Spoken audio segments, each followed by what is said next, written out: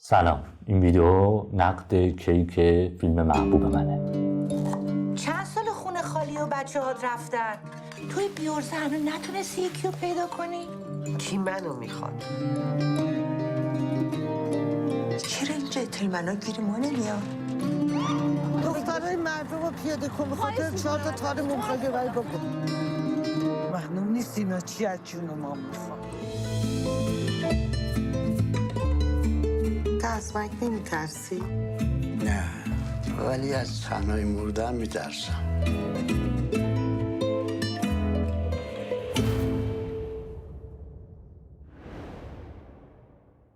سلام، به سینماچی خوش اومدید. حالتون خوبه؟ میخوایم درباره فیلم کیک محبوب من صحبت کنیم و چون میخوام راجع به یه سری صحنه‌اش صحبت کنم احتمالاً اسپویل داره از یه جایی به بعد.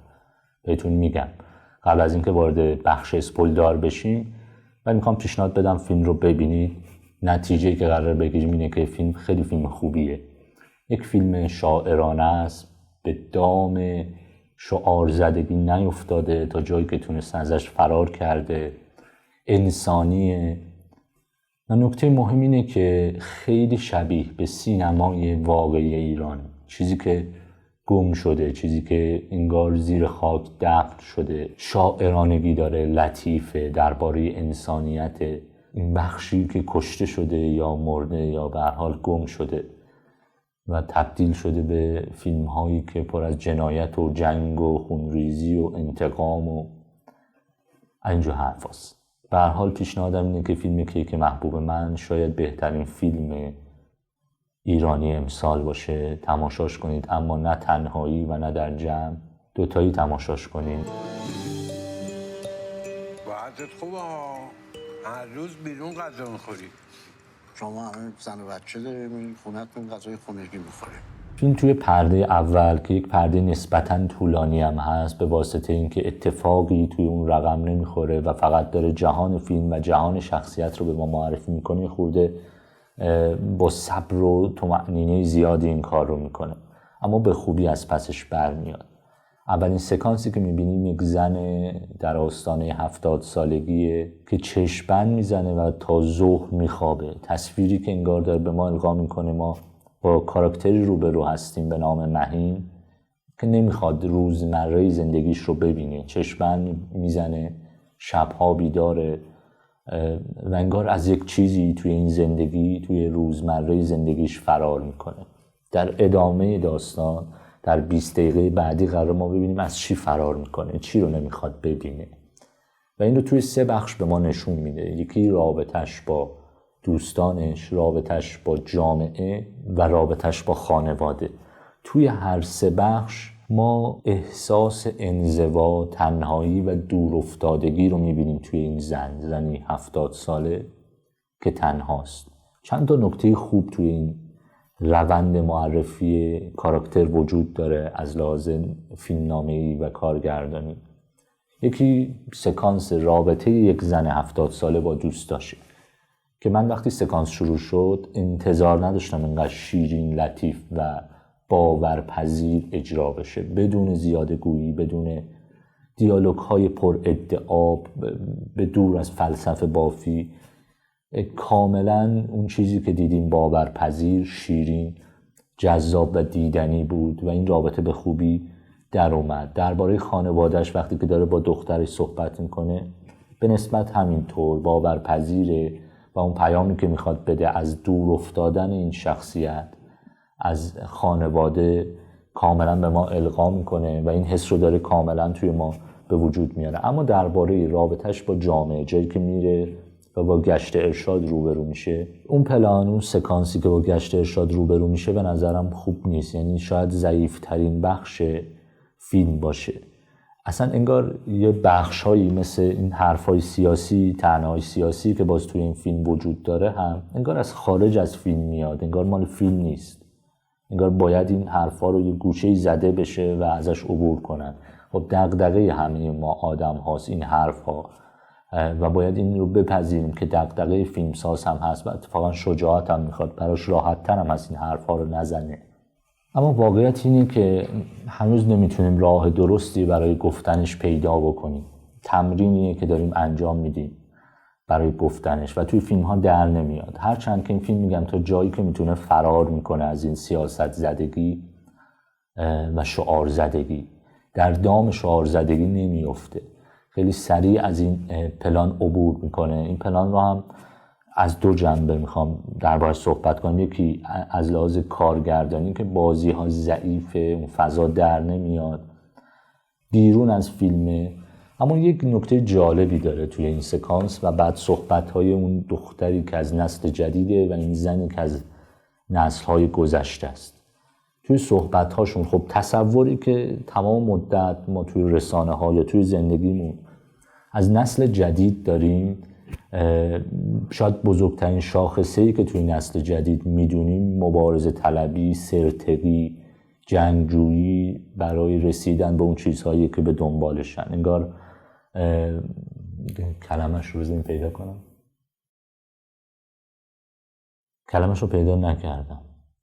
متوجه میشین دیگه، نسل جدید انگار مبارزه میکنه برای اون چیزی که میخواد. اما توی این پلان ما میبینیم که اون کسی که داره مبارزه میکنه این زنیه که از نسل گذشته هست.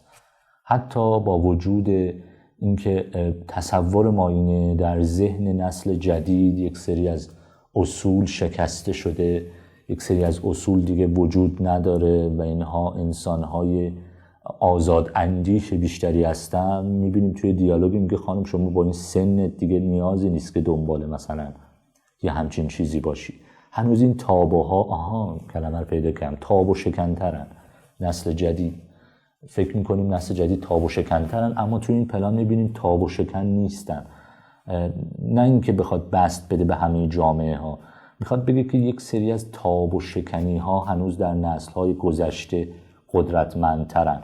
یک سری از آزاداندیشی ها هنوز توی اون نسل ها وجود دارن. اینطور نیست که ما کل نسل های قبل از دهه 70 رو بیایم به عنوان آدم هایی در نظر بگیریم که به تاب و شکنی نسل دهه 70 و 80 و 90 نمیرسن و میبینیم که اون نوع آزاد اندیشی، اون نوع مبارزه توی اون نسل وجود داره و حتی مبارزه بزرگتر، اون جایی که به مهین میگه که شما تو این سنت دیگه نباید دنبال همچین چیزی باشی و فکر میکنه که در واقع سن و سال مهمه. اما میبینیم مهین به دنبال مبارزه برای تنهایی خودش هست. اتفاقا کسی که توی این پلان داره میجنگه برای خواسته هاش اون نسله و از این لحاظ این دیدگاه رو خیلی دوست داشتم. دیدگاهی بود که باز از منظر دیگه‌ای هم شجاعانه است که داره این حرفش رو توی سینمای امروز میزنه.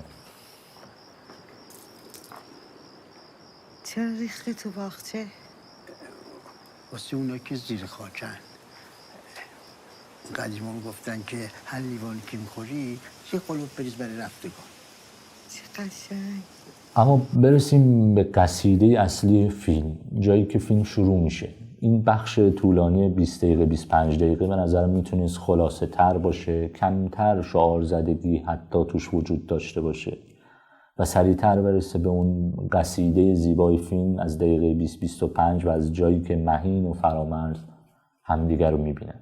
فیلم دقیقاً از همون شب شروع میشه و تا انتها شما دارید به یک شعر گوش میدید، به یک ترانه قدیمی خاطر انگیز گوش میدید. یه ترانه جدید نیست، یه ترانه نیست که تازه شنیده باشید، یه ترانه‌ایه که یه عمر باش خاطره داره و یک موقعیتی خلق میکنه که یک موقعیت شیرینه.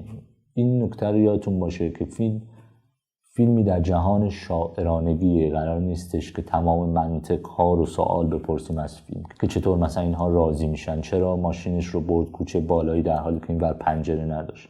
هزار تا از این سوال ها میشه پرسید که تو این جهان این فیلم قرار نیست که به این سوال ها پاسخ داده بشه، چون فیلم میگم یک شعره و از اینجا به بعد دوچار این نمیشه که یک موقعیت جذاب اگر خلق کرده بخواد با دیالوگ های فلسفی، دیالوگ های عمیق، پرگویی و اضافه گویی اون شعر رو، اون حس رو خراب بکنه. فقط باید تماشا کرد، فقط باید خیلی جاها سکوت میکنن و این لذت بخشه که کارگردان یاد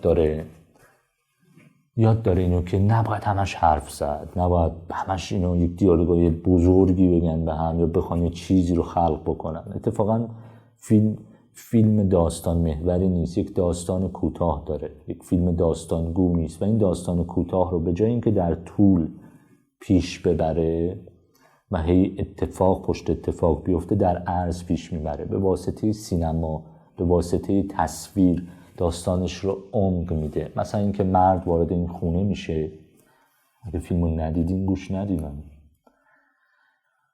مرد وارد خونه میشه، چراغ خونه رو روشن میکنه، از شراب صحبت میکنه، از اینکه قول میدم از این به بعد تو این خونه باشم، هر کی نباشه نامرده، و قول میده که اون خمر شراب رو توی این باغچه دفن بکنه و به تمام قولهاش عمل میکنه.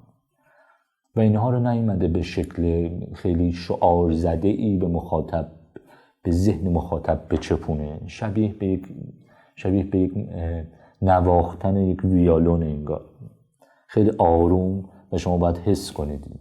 استفاده به جایی از کیک و شراب میکنه. کیک، خب میدونیم چیزی که توی ذهن ما تلقی میشه از کیک یک خوردنی گرد اسفنجی شیرینه، یک چیزی که برای لحظه های خوب ازش استفاده میکنی. جالبه که تصوری که توی ذهن ما از جهان وجود داره، این جهان دوار که اتفاقها انگار از جایی که شروع میشن به همونجا برمیگردن، تنهایی از جایی که شروع میشه حرکت میکنه، از بین میره و دوباره به تنهایی برمیگرده. خصوصا در جهانهای زنانه و خصوصا نماد زنانه در جهان نماد دواری، انگار زندگی مدام برای زنها در حال یک تکرار مکرره و از طرفی شیرینه، از طرفی کیکیه که برای لحظه های شیرین استفاده میشه، و از طرف دیگه شراب، انگار تقابل کیک و شراب رو داریم میبینیم. شرابی که خب همه میدونیم که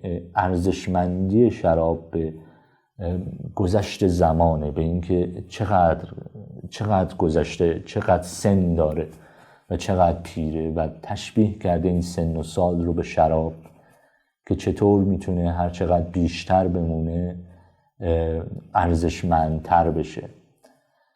فیلم از این المانها در عمق داستان، در ساختن عمق داستان استفاده میکنه و به دنبال این نیست که مخاطب رو به واسطه زیادگویی یا داستانگویی نگه داره.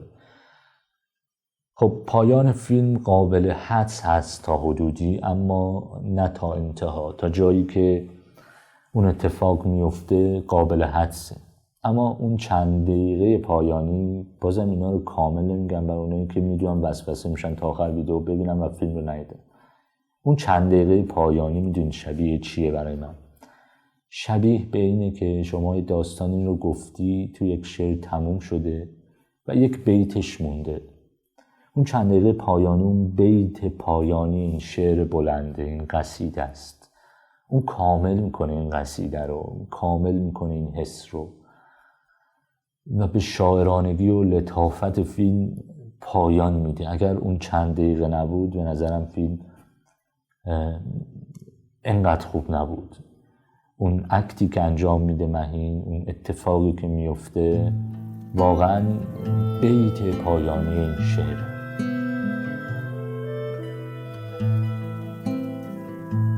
و دیگر جوان نمیشم، نه به وعده عشق و نه به وعده چشمان تو، و دیگر به شوق نمی آیم، نه در بازی باد و نه در رقص گیسوان تو.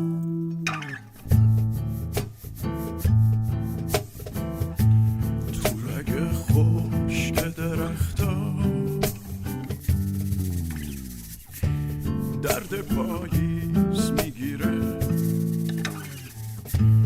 بارون نم نمک آروم